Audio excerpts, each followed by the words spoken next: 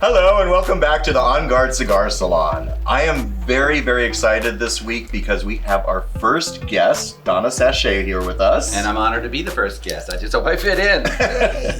And as usual, our On Guard panel of Ray Spannon, Graylin Thornton, the Cigar Pig, and behind the camera we have Pup Amp keeping us on track. So Donna, thank you for coming on with us. Tell us a little bit about yourself, what your history is. Blame Brace for getting me involved in this. I moved to San Francisco in 1990, and I kept updating my bio saying, after 10 years, after 15, 20, now it's like 30 years I've been here. It's hard to imagine. But I came at a great time. I mean, it was the height of the AIDS epidemic, not a great time in that way, but the community was reinventing themselves, and I was, it's hard to imagine, I'm so gay now. I was not as out, and I was so busy working in the corporate world and trying to climb the ladder and, working at home, and I just didn't even have time to do stuff. And after a year of living here, I thought, I like San Francisco, but it's never gonna come to me, I gotta come to it. I canceled my New York Times subscription. I joined the Gay Men's Chorus, and I started volunteering for one of the AIDS organizations. And then it just enwraps you, and it became my lifeblood. So I've been involved in very many things here. I'm most proud of a lot of the work I've done for the Pride Parade. I've been the co-anchor for 14 years. I've done a show, holiday cabaret, for 24 years. I've done a brunch for the Folsom Street Fair and one for Pride for 20 years. So I guess have been here 30 years. So you're pretty much everywhere, right? I don't know about everywhere, but I do try to keep that touch on the whole community, because if you go to the same easy things, it just becomes boring, first of all, and you're honored and received there. But what about that bar that's new? I love pushing the envelope a little bit, and with not just gay events, but outside of that, the wider community too. Right. Yeah, and we're coming up on June, which is Pride Month traditionally, and you're kind of known for Gay Pride. You've co-hosted on different networks. Yeah, it started with Jim Gabbard. He owned the television station. I'll never forget that first year. It was running overtime. He owned the station. They went to him. It's running overtime. What do we do? What do we do? And I was the gay person with two professional anchors, and he said, just keep running it. They said, oh, the sponsors. He said, I own the station, and he ran the parade to the end. So that was a great start for it. Then it went to different networks and stuff, and it's been a great experience because I get to see the whole thing as it goes by, and not sure I like everything I see that goes by, but you have to think about all of it, and you get a big perspective of what it all is about. I love the small groups, like 6 people that are part of the Afghan, lesbian organization you've never heard of. Somebody can see that and say, I could be a part of that. So it's very exciting. And let me just ask the panelists here, when was your first Gay Pride, and what was that experience like for you? I mean, let's start with the year. When year was your first Gay Pride? My first Gay Pride was in 1986, because I was a member of a leather club in San Jose called Slug, South Bay Leather Uniform Group, and we marched in that parade, and it was amazing because we started in the Castro and then went to Civic Center from there. So it was an early morning party because you're in the Castro, and then you just partied on down the street. That's great. So, Race, what about you? My first Gay Pride was. If you say 18 something, what's the year? He's pre-Stonewall. I could be. It was the 70s in Chicago. I can't remember the exact year, but it is long enough ago that it was called the Gay Liberation Front at the time. So it wasn't called Gay Pride at the time? No, it was, well, I can't remember what the actual parade itself was called, but the movement was definitely called the Gay Liberation Front. So it was less of a party and a parade and more of a march? It was very political. Yeah. It was very political. So that's how it started. What about you, Donna? Was that how it started for you? Well, my first one was in San Francisco. I mean, as I said, I lived here for a year and didn't do anything. And then when I got into the Gay Men's Chorus, they said, we have a contingent in the parade. I have to mark. How far is it? How long do I have to go? But, and that was interesting too, because it's a Gay Men's Chorus. It was a big step for me to join a group that said gay in the title. And I was getting hold of myself. And I remember they said, we're going to wear our signature black T-shirts and black from the waist down. So I wore hot pants and black fishnets and heels, and two chorus members pulled me aside and said, that's not the representation of the chorus. Oh. I said, oh, it will be before I get done with it. I So really was even back surprised. then, they didn't want you to be in the parade? They just didn't think it fit their image. And is that what we're trying to do, an image of these organizations? I mean, it's a gay men's chorus. They really upset me. Well, that's But interesting. not that gay. Yeah, I mean, we're going to cut spectrum off at each end or something. It was irritating. But I want to circle back to that. Okay. But mine was in 1991 in Los Angeles. I had a daddy named Michael Bales who took me to my first gay pride. And that was very much a parade with go-go boys on the floats. I think it was before we had any real corporate sponsorships. So it was more gay organizations and bars.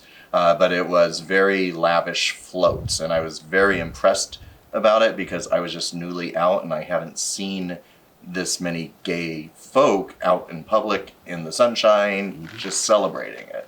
And so for me it was a celebration, not a march. And it made me feel good. I really liked it. And my first was in 1975, and you're right, it was the Gay Liberation Front, hosted by the Mattachine Society. And it went down Christopher Street. In New York, huh? In New York, yeah. It went down Christopher Street. I was in the city, New York City. And it didn't get on Fifth Avenue at the time. And it was what you said, all small groups. You know, in fact, some people just came from the sidelines and started marching. that's what I heard. And you know, it really not only felt like community, but like you said, it was the first time, even though I was in the city and living in the West Village, that, you know, it was out in the daylight and everybody was like marching. And for the first time, you see how many of us there are. There are, It and ended in Central Park, right? It did. Well, this one, the first one actually was Christopher Street and went down to the, I don't want to say down to the trucks, but down towards the water. The water. But if I can say one thing, and then I had to work in Omaha in the 90s for about a year and a half. And they had a parade, and of course we went to it because we had a large HIV program. And there were people who marched with bags on their head. And at first I thought, you know, oh, brother. And then I thought, how arrogant of me. What a powerful statement that people there still didn't feel like they, for their job or family, couldn't do it. And I really felt kind of foolish at first for thinking. So they wore a bag over their head With so they wouldn't be recognized? The reason is that many of us have to wear masks because if we're seen on TV or in the leader post, we could lose our jobs, put the custody of our children in jeopardy, and because we still do not have protective legislation in the province of Saskatchewan. Right. And it was the I've never biggest heard that. statement, Wow. but it was the biggest statement I have seen since the 70s. It's a different kind of courage. That they did oh. it, but not. And that they had to say, you know, I can't be out at my job or my family. It was it was very powerful. But they were still They- wanting to be to a march. presence, which is powerful. with And you their know what? people. It was women, too. But anyways. Wow. So then my next question is, when was the first time that you went to a gay pride as an out Kinkster in leather? Or did you ever? Yes. Do I get to tell my pride? Oh, yeah. Let's hear it. Was it last year, your first one? That wasn't last year. Well, to segue to the question, mine was not only my first kink pride, but my first gay pride. And it was when I was 21 because I lived in a very Catholic-like household. So it was, I knew I was kinky, I knew I was into leather, I was active in the leather scene in Seattle, but it was my first pride, and I actually got a chance to both wear gear, but join in the puppy contingent of the parade itself. Wow. That said, we had a lovely time, nobody had any issues with us in puppy hoods and jock straps and gear, but it was very commercialized. It was very much walking past Macy's, you had Mama Tits at the time, I think was doing the MCing in Seattle. Like, you know, doing a great job MCing, but it was very much wholly focused on the corporations, the Boosts, the Amazons, because of Seattle. And the Kinksters, I do distinctly remember getting there late and still waiting 3 hours because we were at the very, very, very, very end of the parade. Wow. Was that in Seattle? Yeah, no, so it was Seattle, but I will say Seattle does a much better job not including the corporations or taking money from them than certain cities that I currently live in.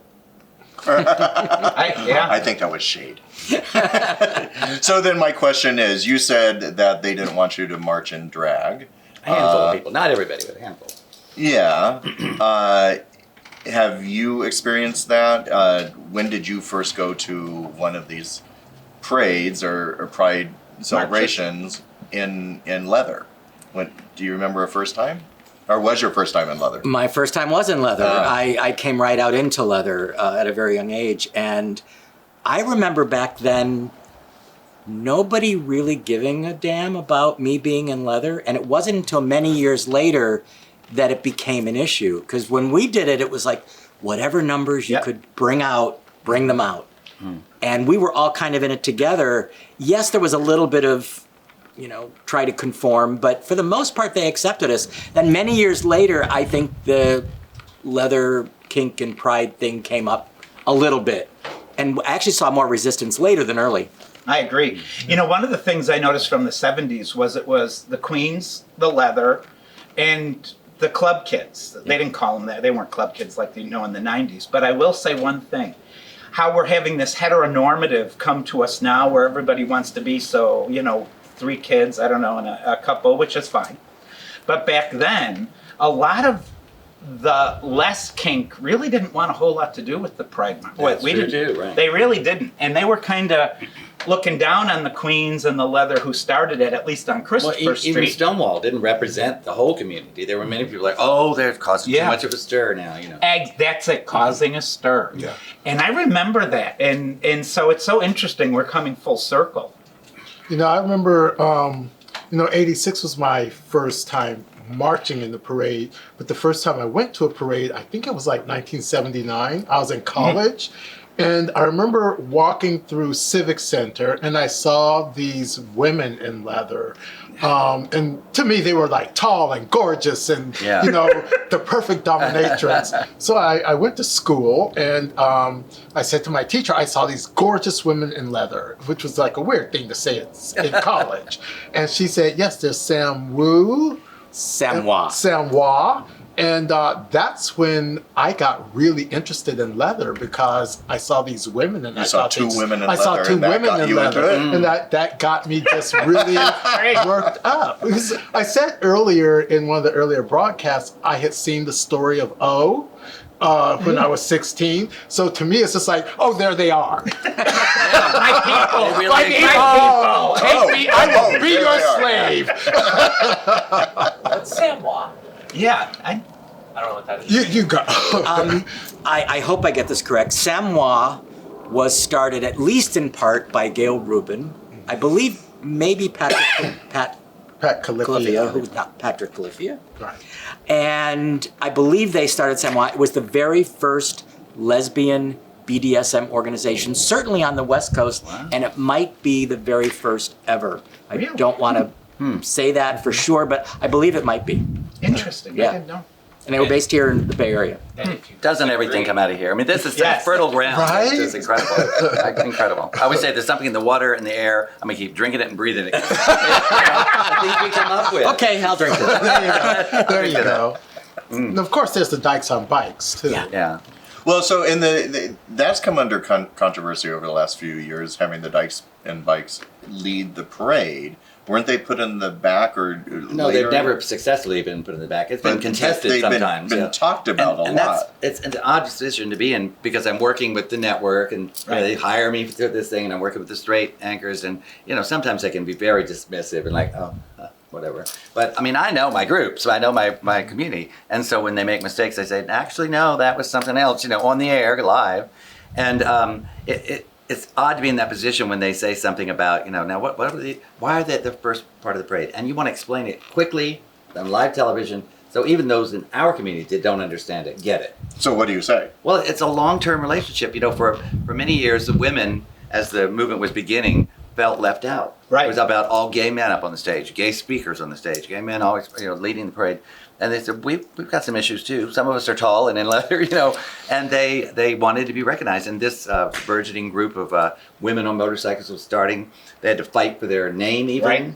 Mm-hmm. Because the Supreme Court said that it was a degrading term. It's like, oh no, we're dykes. I mean, they own the term. And Well, we even have some in our own community not wanting to call it dykes and bikes. They think it's derogatory. Yeah.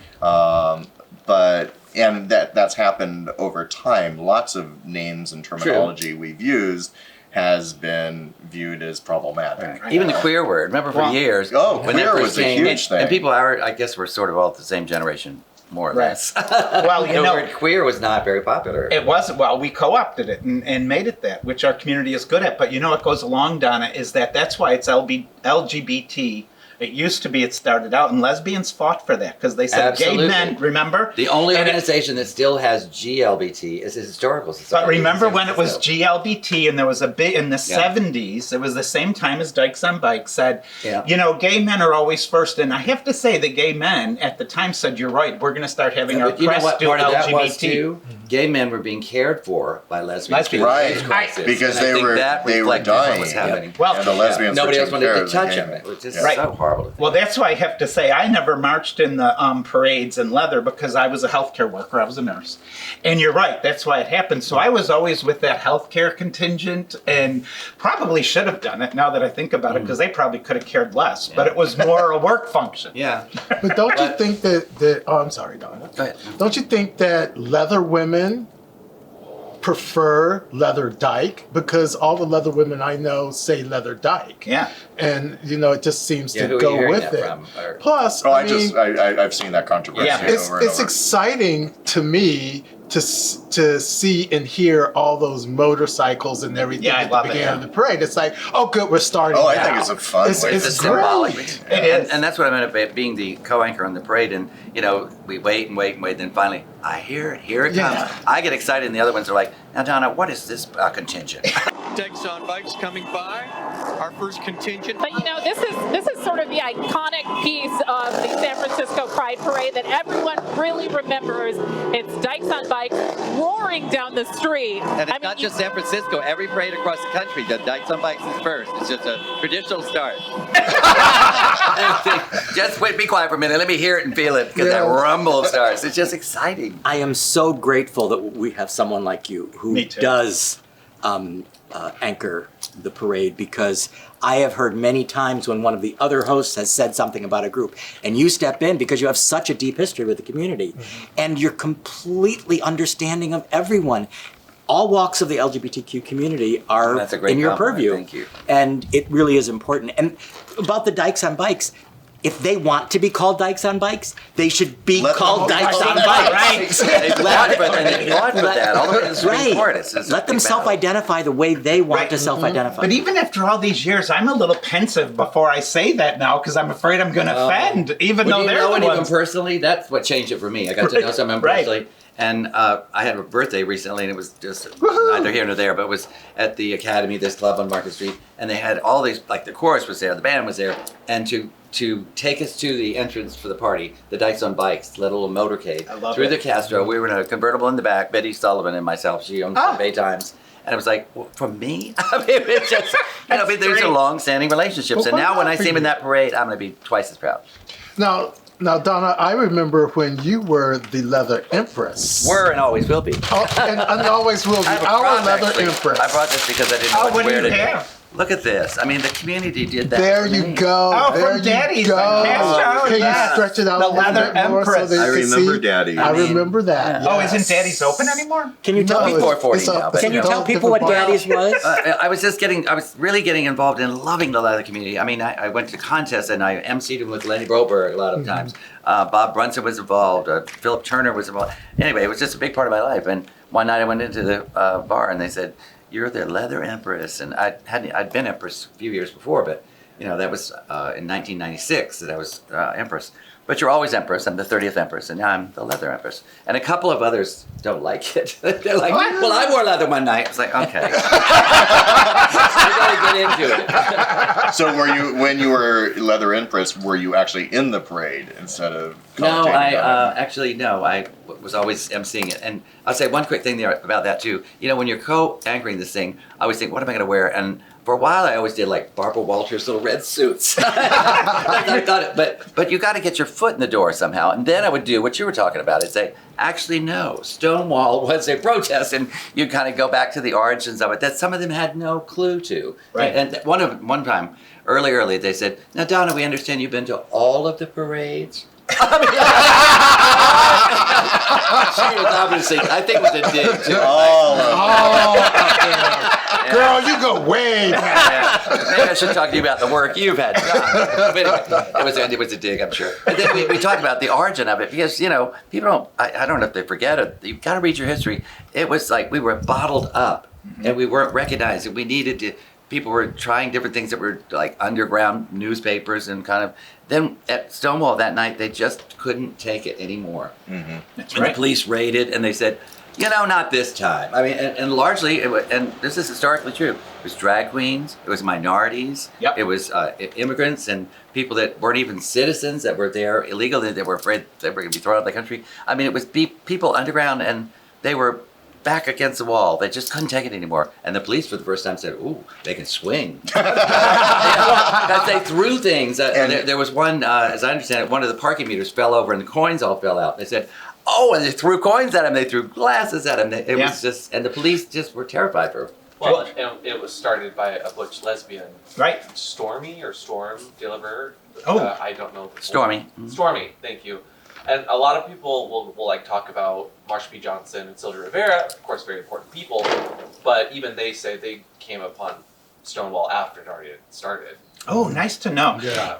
And I think the police were going there to do those crazy laws where you couldn't dance together or The people 3 article of clothing rule. And it was such Right. a routine thing for them. It was like, okay, tonight we'll do that club, tonight we'll do that. It was just random that they were doing it that night there. And as you've said, it was not a great club. It was a small club. It was dingy, and the liquor was all watered down, But I mean, somebody had to start it, and somewhere it had to start. And I think the World, the next day, as the news kind of leaked out, it wasn't front page news. No. But the Guardian had something about, Queens throw a fit, or Queens throw a fit. Yeah, the headline was so dismissive. But remember, it was in the newspaper called The Fifth Freedom that used to be put out by the Madison Society. Oh, yeah. And that's where they had that headline, the Queens throw a fit, but they talked about how the Queens were the ones who really started it because they were coming in doing that crazy maybe they had the law. most to lose, too, or something. I don't know what. But So then does that make you upset when they tell you you can't be in the parade or you well, can't show I do your think face? it for people that are counted as even a minority within our group, it makes us mad, I mean, think about the history, and that's why you have to look back to the history. If nobody else had done it, how much longer would we have gone on behind the scenes, in the bushes and hidden? Right. It had to start somewhere, and then it was like a firestorm. I think after that, they did a march the next year, and 3 cities participated: L.A., San Francisco, New York, of course, and Chicago. Yep. So then it Because went from we there. discovered strength in numbers. Right. So it was, we are not going to be invisible anymore. And the We are mainstream gonna press show didn't like ourselves it. I mean, how much of this can we can't put that on film? Or it was very hard Well, to film. But you got to remember, here in San Francisco, we were having our own issues. Harvey Milk had been assassinated. We had the whole Jim Jones church thing That terrible happening, year, and I was right. I was a senior in high school when all of that happened, and I remember the sadness in the city. And I think that really made people want to get out and into the streets. And You went from a sense of defeat to like, oh, maybe. absolutely, it's a chance. absolutely. And you're right, the attacks start because at the same time there was the Briggs Initiative. And I was Yes. in college, and I actually had people come up to me and say, don't be so out. Because, you might not be able to be licensed as a nurse with this thing going on in California. And school teachers. Well, look at Tom And teachers, Amiano, right. who was a teacher, and then he went on to political office and was served in the California Right. Assembly.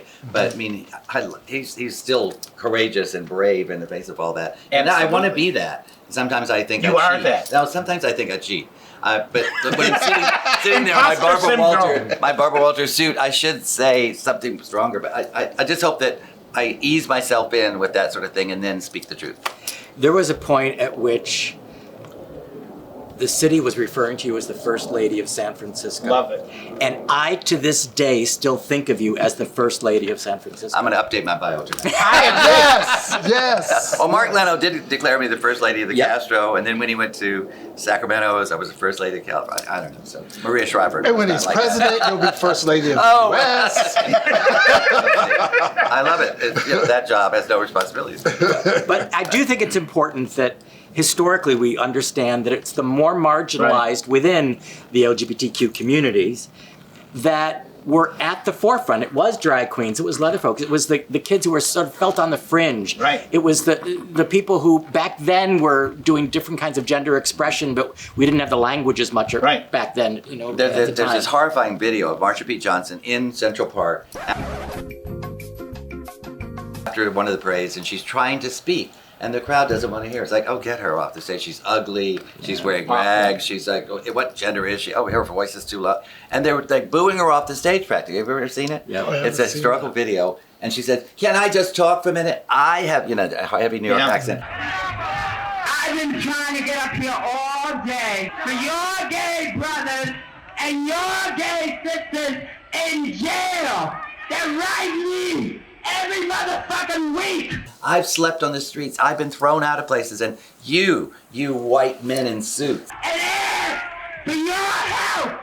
And you all don't do a goddamn thing for them. Even in our community, it was like, that's so painful. Yep. I don't want to be the fact checker, but I'm pretty sure it was Sylvia Rivera. Sylvia, I'm sorry, yes. Sylvia Rivera. Good.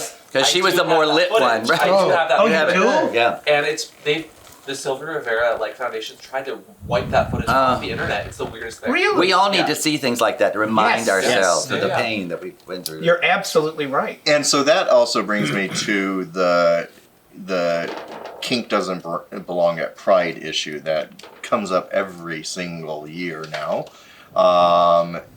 For some reason, they want to hide us, or they say it's not appropriate for us to be there.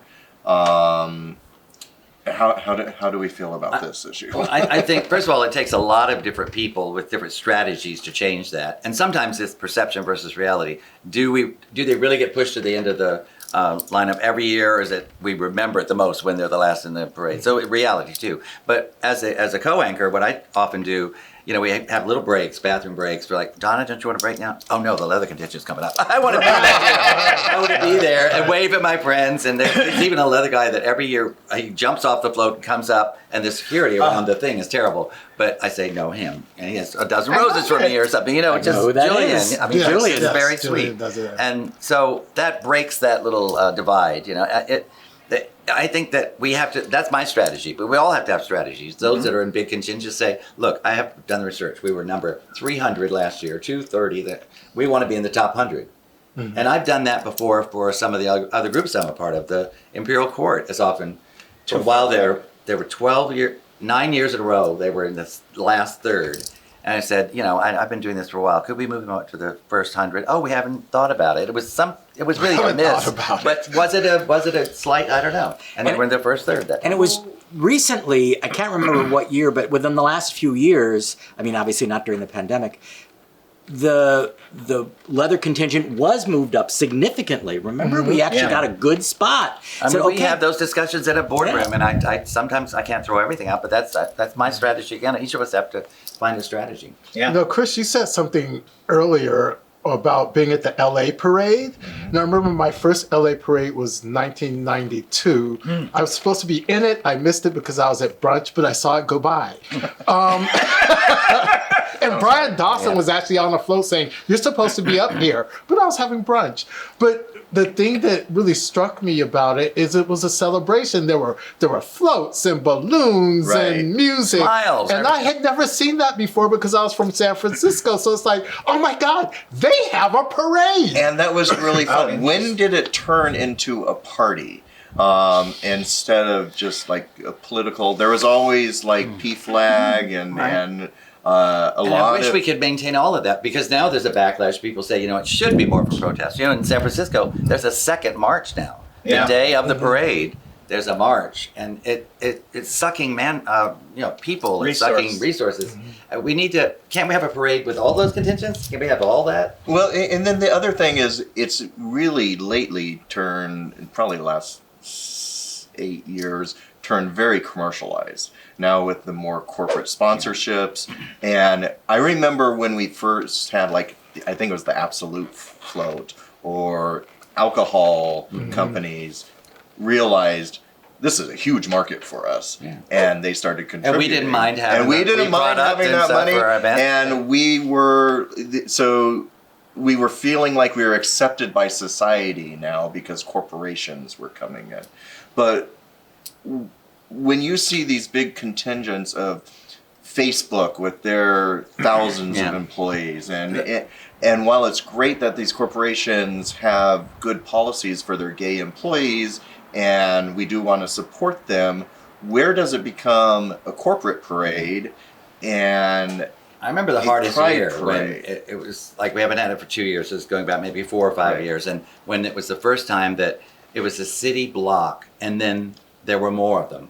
I mean, it was a city block, Of and that was corporations. Facebook. No, Right. just one contingent, Facebook. Facebook. They kept coming and coming. And at first I was like, isn't it great that we have it? It's still great. But it's a another little, block. it's a How little great could it be? overkill. Yeah, so in Yeah. the Pride meetings, several people presented, and I thought it was a great idea we want all this variety, but we're going to limit the largest a group can be and set a number on it. As someone that's sometimes involved in those conversations, and I mean, I've been to said panels and like community, I don't know what you call them, like board meetings, Forums.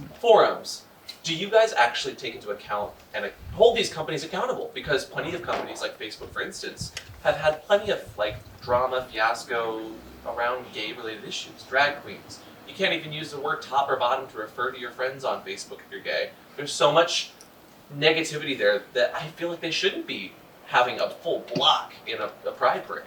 Good point.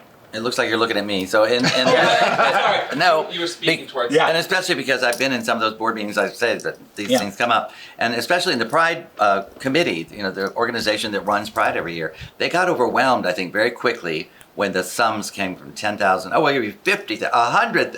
They get overwhelmed, and of course they want it because they Right. want to be the biggest parade. And for a while there, we were the biggest parade. Then some South American city took it over. And, Rio. And Rio. Rio de Janeiro. And we don't want to be second, but that takes money. And people always say, why don't we have big entertainers? Because we don't pay them like some Right. cities do. So money's a factor, but we got overwhelmed and I think lost our focus a little bit. Now I hear Pride talking to organizations when they come to us with double the money from last year. It's like, interesting. What is that about? Yeah. And they do look at their HRC rating, which do you know what that is? The HRC, and you have to have a report card kind of to know. You could debate the report card, but it's pretty factual. And then other organizations like GLAAD, does GLAAD have some have a bad report? Because we have those organizations that exist, but we question them. I don't know of any corporate entity's been denied a position because they were over, and maybe that's going to happen next. So I kind of think that, yeah, the corporate money is great and the corporations, but if they really want to be part of the parade and be a positive force for gay pride, why don't we let them sponsor a smaller organization? Throw that money at it and then say sponsored by. It's a good idea. I mean, so that Okay, yeah. the focus isn't their corporation, Yeah. but it is organizations in our community. It is a good that- one. And I think now what happens is some of that money goes into a pot, and Pride does do things like offer a new stage for a certain category of entertainment in Civic Center, but it's not sponsored by the person the money came from. That's good to give them but specific I'm credit. not so sure that we need all those stages and all I those agree. festival things. If the parade itself is our celebration, and some of the like PFLAG and other organizations that don't have a lot of money, why can't the corporation sponsor them and give them a nice float? And then you could put the logo on the side, and it's a win-win for both. But you said celebration again, and I'm just not convinced our parade is a celebration. It's more of a march. Is it? See, I don't Yeah. think it is here in It is, San or it should be, Francisco. or- It's no. I think I don't want it to be Have a you march. I walked just through think the it's Civic a Center? march. Have you walked through that Civic Center during one of the last few yes. parades? It is A empty celebration. water bottles, beer everywhere. those- People just, and it's not a big part of it is just the city turning Yeah. out, which are allies. I get that, but it's not really the queer community that's celebrating. See, I would debate you on whether or not those are our allies.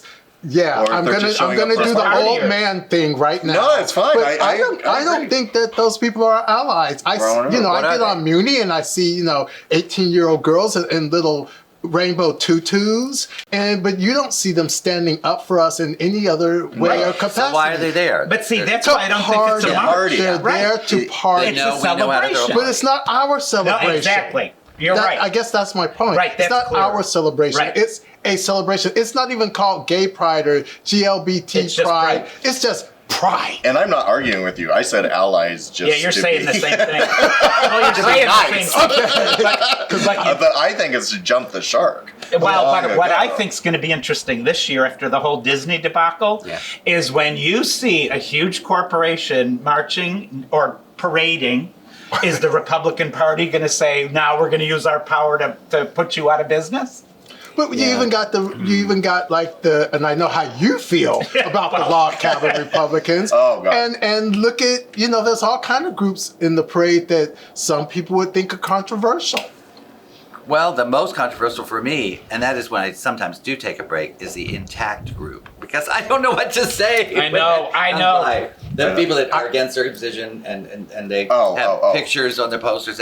I'll be on my break. I don't know what to say. Because even though I like a little skin, I don't know what to say about it. Would Barbara Walters say that? I think we are probably going to end up coming down somewhere in the middle. There's often this, you have to sort of collaborate and form alliances. We're not going to not have big companies in the parade.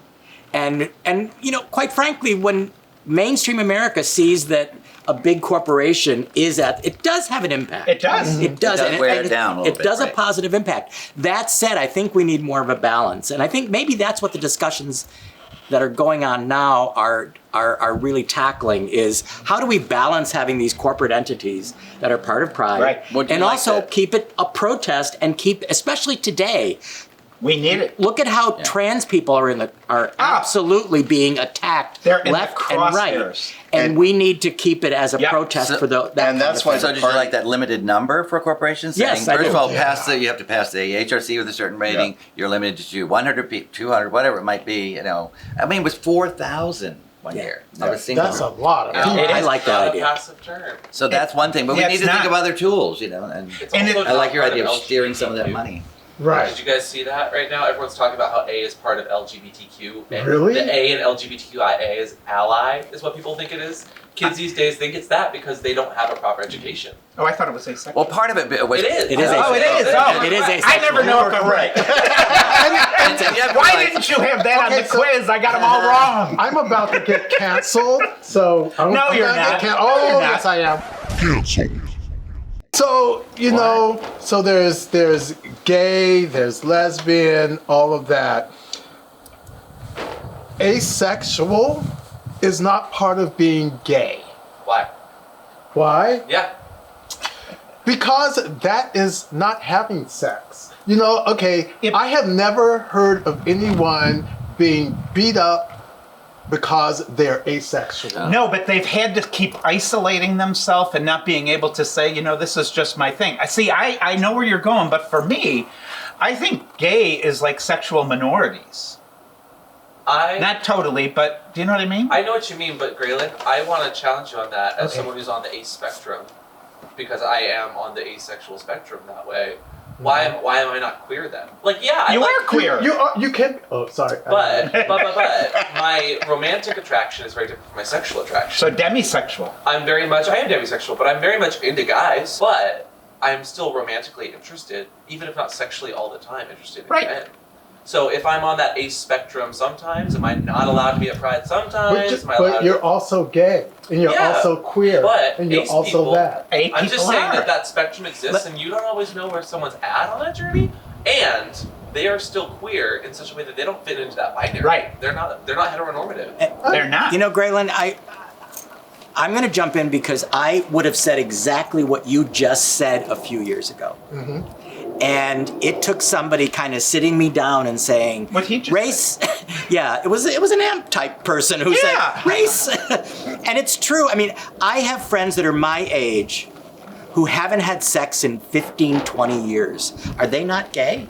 They don't have sex. They just don't. Listen. And so, but they're gay. But they're gay. Right, but they are gay, but people should be allowed to self-identify regardless of whether they have sex or not. Right. That's my take now. And go ahead, but you're still gay. You're still gay. You're still a lesbian. You're still all of that. You're still queer. You're still queer. You're still all of those things. Yes. I don't think that we need to separate out asexual. And yes, I know I'm going to get canceled. No, you're not. No, you're not. Okay, That's what you can't be canceled. You have no presence. Right.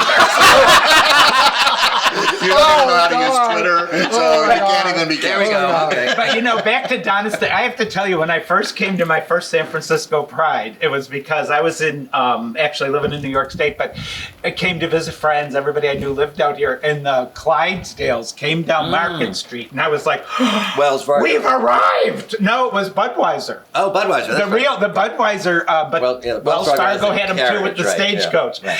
And I can remember thinking, oh, we've arrived. However, at that time, I think they were some of the first corporations that came into the parade. I don't know, weren't they? Yeah. Or they were. Well, again, you're saying liquor, well, beer. Well, that's what made me Yeah, think about it, liquor and because beer. we drink beer. And now it's Target and Facebook. And Miller sponsored the Bare Chest calendar. For years. For years. And then the rumbling started, oh, we can't advertise with that picture. And they parted ways.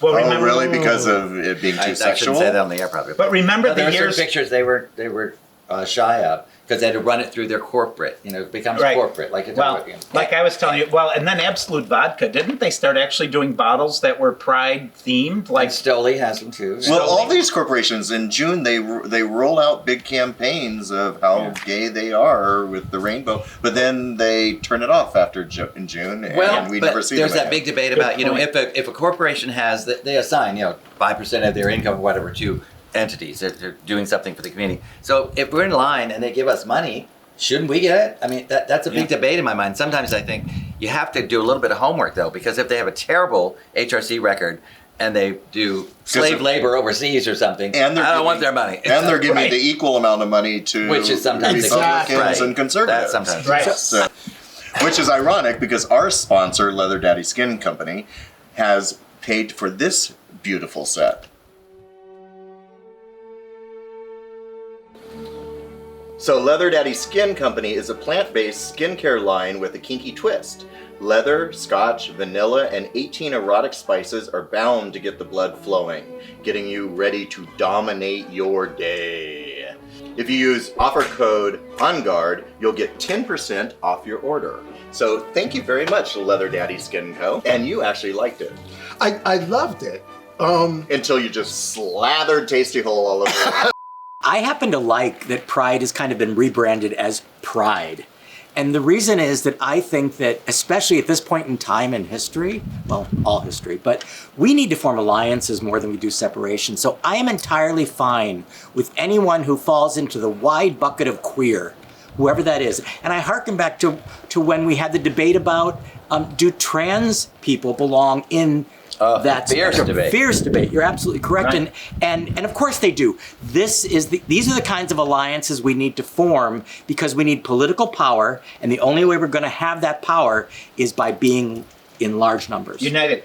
And what I witness is that people like the trans community or even the A community, they exist year round and they are an affinity group. They exist all year long and they hang out together and connect and have a community. And it's like the Mardi Gras cruise, how that evolved over time. We're small groups, but then there's the big parade where everybody comes together. And so maybe if we can develop that so that everybody has their identity and then we get together as one big identity, it's Pride. Yeah.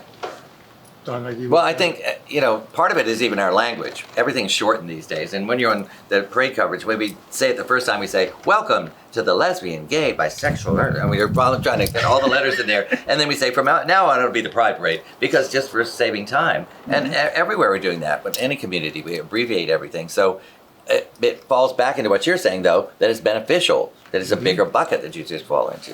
Which is ironic because you were saying the word queer was was heavily debated when we started using it, but now it encompasses It's everything. still not. It's We queer. still hasn't won over. Really? You can't say they're that. still, yeah. Oh, You've heard that, haven't Yeah. you? Oh, yeah. Especially, Especially older.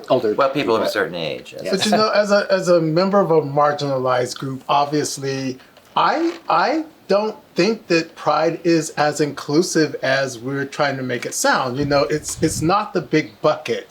And I think that we've lost some of our own identity trying to include everybody in it. I mean, when you look, there's even Black Pride that happens in LA and then there's another one that happens in Oakland, and that's because we don't feel as included. When I go to Pride in San Francisco, I'm sorry, all I see is a whole bunch of white people, most of whom are not even gay, who are just marching with their companies or getting drunk in the middle of the Civic Center. And I don't feel included in Pride because it has no identity for me. See, and I see what you're saying because I worked in Oakland for so long and always went to Oakland Pride. And really? Yes, always. Had to. But I actually thought Oakland Pride reminded me more of the origins than San Francisco Pride, which is a celebration. But I think they're both good. I think it's both and. But I think we have to have the Pride Committee work more to do what Race said, is now we've got to actively start saying, let's come together. Let's make this one thing and not just have it by membership, have it by real intention. Like there's an intentionality to include. Yeah, well, there are two different things going on now, though, because they are trying to, I think, make it a big bucket, make everybody feel welcome. But at the same time, these extra marches are being formed. You know, a couple of years ago, the Freedom, what was it called? The Freedom March or the People's March. People's March. And now there's a trans march and there's a lesbian march. Well, the People's March, that was Juanita's. She was part of that. But She was part of it. Yeah, but that was because Gay Pride didn't go on that year. No, it happened simultaneously. Because of the pandemic. Oh, it would have gone on. 2019, there was both a People's March and the parade. And now the next year, you're right. We didn't do a formal there one, was but no she Gay did one. Pride because of COVID. Right. And so I'm just wondering, you know, how do we hit a happy medium? We want to have the big event and then have separate events. Well, where do the resources go? It just spreads things out so much. Exactly, the resource. But to what you were saying, one of the things that I really appreciate about Trans Pride on Friday of Pride Weekend is there's no way for their voice to be heard in Civic Center with their booths about information without them having that separate event. Because there are people there not only from advocacy, but from different medical organizations. And so it's very focused on them. And the mainstream press. And the mainstream press. Right. So what I challenge us to do as a queer community is doing what you said. I think everybody should exist very strong and really cohesive and then bring us all together. And that's what creates community. You know, I'm going to use the microcosm of kink since we represent kink. Yeah. We have so many groups within the kink leather communities that feel somewhat separate, but they are in the big bucket that we now call kink or sometimes leather. But they don't always feel like they belong, but they come together under kink. I think Pride is kind of the same. Yeah. I think that they operate separately. You know, in our community, the pup community and the rubber community and the adult baby diaper lover community, and you could name it. They operate separately, but they come together at big events and at kink events and at leather events. Pride for me is kind of the same. Yeah. But do Kinksters belong at Pride? Yes. Because with the recent like social media climbing that does happen, like social media is a huge thing now, and so whoever's the loudest has the most, you know, literal influence, and therefore could be more of a popular opinion. It's been a conversation for years, but last year it was literally trending on Twitter for most of the day because a bunch of conservative Twitch streamers or personalities were talking about how gay fetishists are just trying to swing their dicks in kids' faces, you know. And that's a two-way street too. Yeah. You have to make them feel welcome, but what makes them feel welcome? I'll never forget one of the first things I went to was a bear convention, and I came up to the thing and I hadn't paid, so I went to buy a ticket, and they said, "Oh, look, Donna, this is for bears." I said, "Oh, I'm sorry. I thought it was for bears and those who like bears," and they got me in. But you know, we need to somehow bridge that gap. I'm not. Sometimes in the transsexual community, they don't think I'm really transsexual. I think I am because I'm blending the two genders, but it's a jump for some people. How do we make people feel welcome? What makes them feel welcome? Right, but you know what makes them feel welcome? What I think personally is that we are expressing oppressed group behavior. And we are all oppressed groups. And oppressed groups have to focus so much on their identity that even those who align with them, sometimes it's hard to align because you're trying to say, I want to do this with you, but I don't want to lose myself. And now I think our oppression is coming out because of the current political climate. And I think, like you said, Race, it goes back to we have to work harder. We have to work harder as a community. That what you're saying, you know, is that when Graylin says, but I don't feel welcome, we have to listen to that. And we have to have a plan that, well, what do we do? That either they reach out more or we reach out more to them. I just think we are right. This is the expression of oppressed group behavior. That's interesting. All events, all movements are iterative. Yes. They're constantly evolving. Look at what Black Lives Matter did to our consciousness around racial equality. We're nowhere near where we need to be, but it brought that consciousness into the realm because of that. And Pride and other things need to do the exact same thing. They are not perfect. They will never be perfect. It will always be iterative, but we have to keep working harder to include. But you know, at the very beginning, the Queens did that with Stonewall. Do you know, right after that, there was a national 6-part series called The Homosexuals on like NBC or ABC News. Do you remember that? It was horrific. If you look at it, oh my God, it's horrific. But back then, we were, what you just said, Black Lives Matter. There's people that don't even realize that black people still have to really But we've fight. been saying that since air. Right. Well, You know, so of finally course. white people decide, oh yeah, now we should jump on. we'll let Black Lives matter, or now we'll admit that Black lives should matter. But we've been saying that since the 1800s. Our lives still don't fucking matter. I agree. Well, it's the same thing with Queens. You want to know something? When transvestites were killed, police used to call it an insignificant death. Do you know that? Yeah, and think of when black trans people are killed. Today, exactly. So I'm sorry, we're off topic. No, we're not. No, we're right on If topic. we could share that pain and translate it into whatever it was. When I went to Mobile, Alabama one time, I was invited to MC their first Pride parade and festival. And so they got me up on that stage and they said, okay, you're on. I'm like, wait a minute. There was a truck behind me that said Adam and Eve, not Adam and Steve. And there were people with bullhorns just ready to go. And I thought, what do I do? What do I do? And my producer was so smart. He said the song we talked about. And I sang the national anthem. And all the bullhorns went down. It was like suddenly, we've got to find a common thread that pulls us together. If it's our nationality, if it's something, you know, so much of it's so vituperative. We just yell at each other. How do we communicate reasonably and accomplish something? Right. And can I say that, and because I'm really hearing what you're saying. Me too. Is that there are times that this old white guy needs to shut up and listen to black people, to trans people, to whoever. A people, everybody. And say, okay, I need to open my mind. And that, of course, dovetails directly into does kink belong in Pride? It does. We all belong in Pride in that sense, as long as they are in that bucket. But I'm really hearing what he's saying. I agree with you. And because I think that I'm giving lip service to black people being included. Isn't Black Lives Matter great?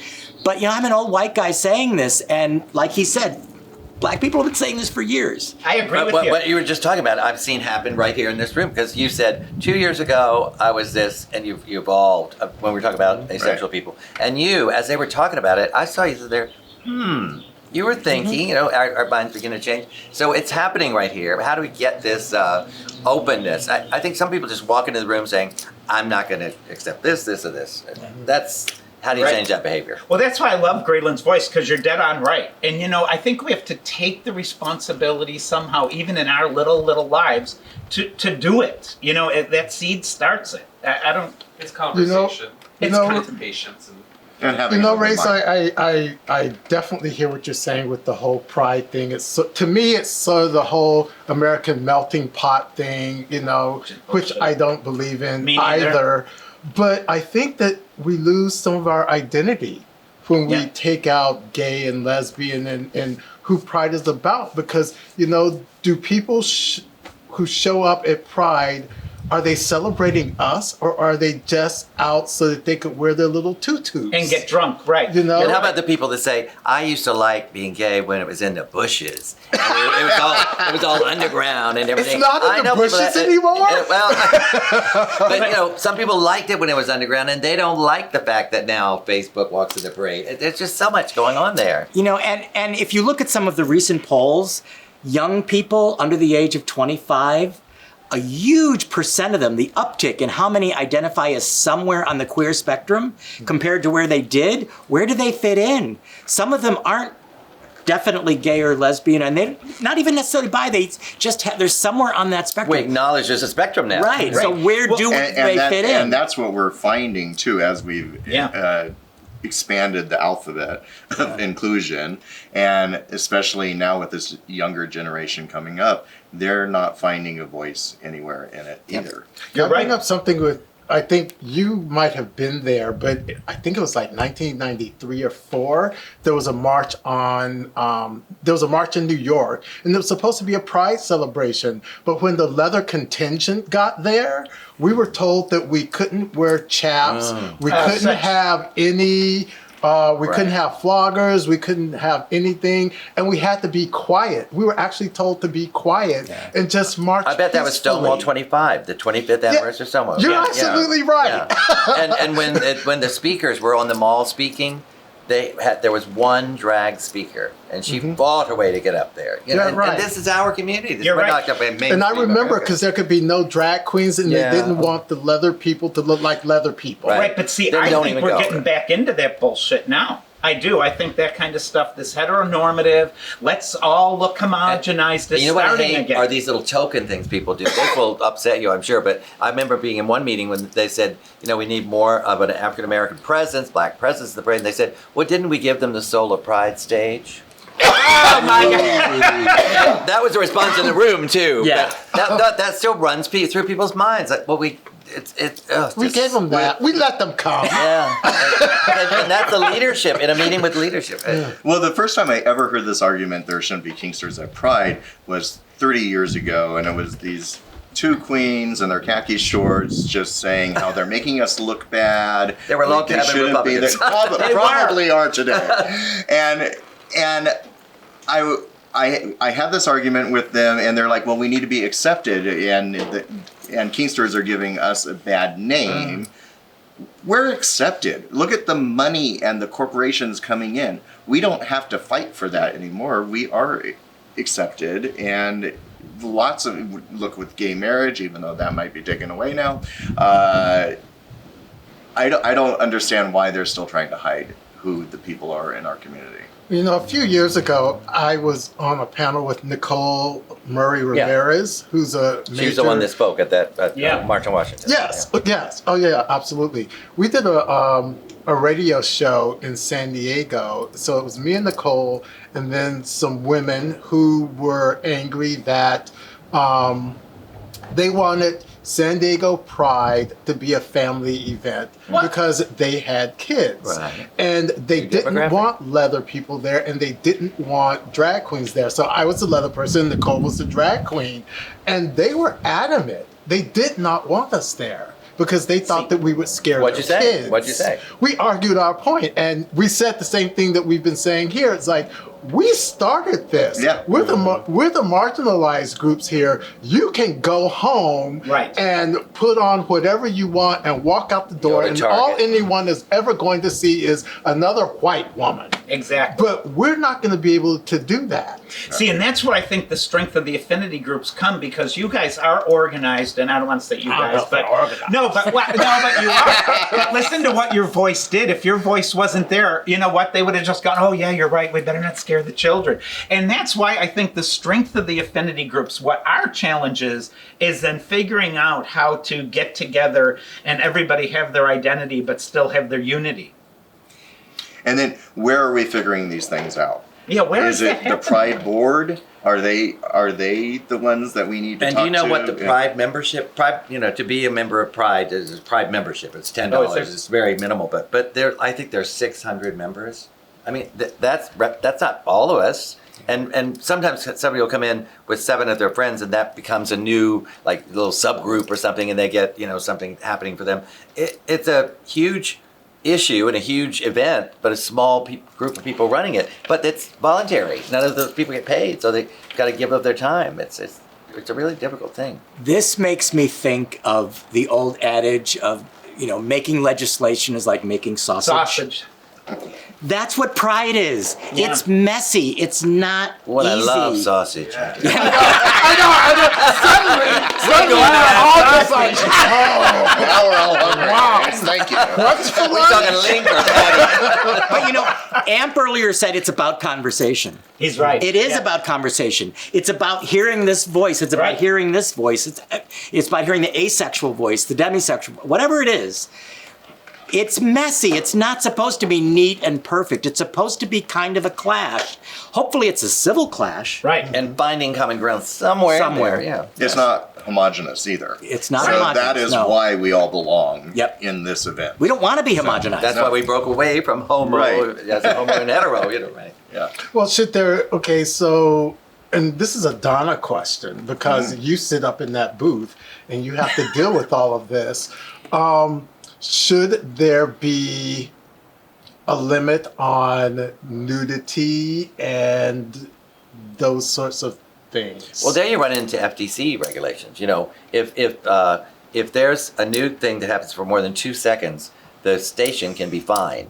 So of course the station is going to say it's $10,000 or something. Yeah. So the station can say, "Oh my God!" and they move the camera away, and then we all react like, "Oh, it was because of nudity."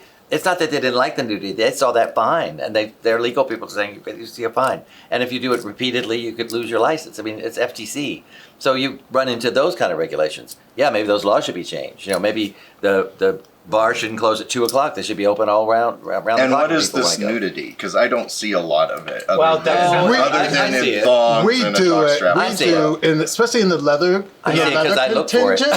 and what was great, in the leather contingent a few years ago, I think we were marching together. Mm-hmm. The leather people that we knew were great. We were out there in our leather. We were being proud. What happens is you get other people who are like, oh, they're the leather people, and they run out there and they're naked and they're doing these things. So it's not even really us. Oh. And I'm not even sure that people really understand that it's a rule or this a law or the station is going to get fined. People just think that you just don't want us to do it, so I'm going to go do it. So maybe information exchange. People need to know that there's still 7 words. If you say on the air, you get fined, and you know what those 7 words are. And so that's one of the reasons I think they like me, because I just don't use those words generally. And when somebody says, "Oh my," because you're a lady. Well, I'm Barbara Walters. Well, I've got to tell you, at a place where I worked, a huge corporation here in San Francisco, they talked about, now, Jim, who's the lady that always MCs the parade? I said, "Oh, you mean Donna Sachet?" I'll get Raquel in my upcoming events. And there's a very different, it's different with broadcast versus the parade itself. Okay, the parade itself should pretty much allow whatever. Right. Within reasonable, but including nudity. But what about the children? But if the broadcast decides to cut away, that I get. Okay. Yeah. If you don't want to show a nude person on camera, you can't do that. Right. That's different. We're just talking about the parade itself. Okay, they're 2 separate issues. And I agree that the parade should be welcoming, because some of those people, you think, there are probably some people in the leather contingent that for the first time are in that contingent, and they're like, it feels good, and I'm going to go out in the sunlight. I mean, it must be exciting your first time. And this is part of me, and I'm going to show it to the world. It's emotional. The first time I saw that kind of excitement was when the staff from some HIV hospices, they were on the that Muni car that they always pull out. And even though they were straight, I mean, they were saying, "Oh my God, it's the first time we're able to be in the parade." Yeah. And that's where I go back to, they were a huge part of the community. And they were huge advocates to the community. And it goes back to what you said. We've got to figure out how to join them all. I also think that there's a phrase that I started to use a lot actually during the pandemic.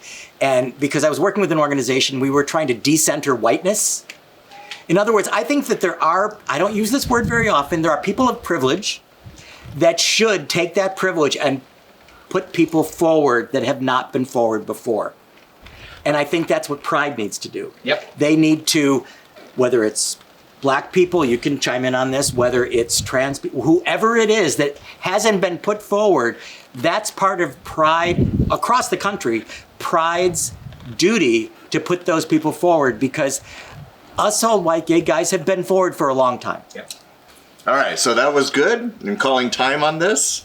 Lots of good views. Donna, thank you so much being our first guest. Thank you. You were fantastic. Set a high bar for the next guest. You really have. I don't know what we're gonna do. No. But I love this. This represents what we should all be doing in our communities: talking to each other, being quiet for a minute, listening to somebody else, hearing an idea that is out there, and thinking about it a little bit. This, if the community did more of this, we'd be miles ahead. Thank you for that. If you like our videos, please ring the bell down below so you'll be notified of the next one. And please subscribe. Do you know that we're at 5,000 subscribers right now? Oh, wow. Wait till this airs. Is that good? If we get another 5,000, we'll be monetized. Oh, well, there you go. Wow. Maybe. On paper, you would be monetized. Our topics Got some may cameras not up be. here. If you like some of the gear that we wear here on the show, you can go to onguardgear.com and check that out. Thank you again, Donna, Race, Graylin, Pig. And I am so happy I got through the whole day without pulling a Graylin. And neither And did look you. at this. Oh my God, there it is. Suddenly I want to sit in your lap. But I do want to say thank you for all you've done for the community in terms of emceeing everything and fundraising. You are the Queen of San Francisco. I'm not done yet. You're not done yet. And you know, Donna, I just want to bring up one thing that always makes me think of you. I remember there was a bar once that didn't want you to come in. Oh. And you came in, and that was just such a special time. And thank you. The bar didn't want me, but the people did. The people did. did. Made a lot of Absolutely. sense. Thank you. Absolutely. We pretty much said, do you not know who this person is? Yeah. She Well, is the Queen of San You Francisco. want to lose all the income? We're all going out with her. That's right. Money speaks. That's right. Well, you're always welcome here. It's been so much fun. Thank you. Thank you. Thank you guys for watching. We'll see you next time. Bye. Bye.